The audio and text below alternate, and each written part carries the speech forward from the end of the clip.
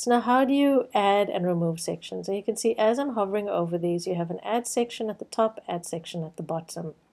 If I click the add section at the top, it's going to allow me to add a section above that section. Here we go. Let's add another one of these. Now you can see we have 2 of them. If I go to the bottom, again there, and you can add to the bottom of your website. Well, how do you remove a section? So that's pretty easy. You can see it right there. Once you hover over it, you're going to get this little menu. You're going to click remove. Are you sure you want to remove it? Yes, I am. And remove. And it's that easy to add and remove sections.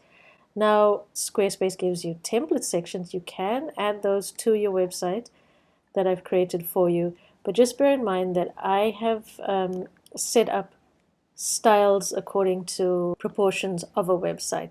So when you add a section, it might not line up perfectly here, and it might look a bit strange. So you can stick to what I've given you, or you can play around with it as you want. It's your website. You can play around with it.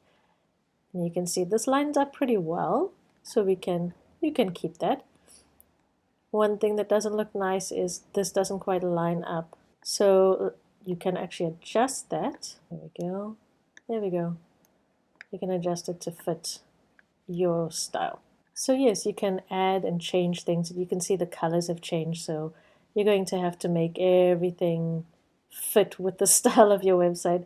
But again, I've created this layout for you so that you don't have to think about all of that. You can just think about your text, your colors, and your pictures, making it easy for yourself. So let's remove that section. And again, remember, you need to save after everything. Remember, this template is entirely yours to play around with. This is why I said use a duplicate, because when you start playing around with your website, you can have as much freedom as you want, play around with it, change things, delete things without any consequences, because if you feel like you messed it up, you can just delete the duplicate, duplicate your original template, and start again. Just bear in mind when you do that, you're going to have to redo your site styles all over again. So, it's not too difficult, but just bear in mind you're going to have to do that.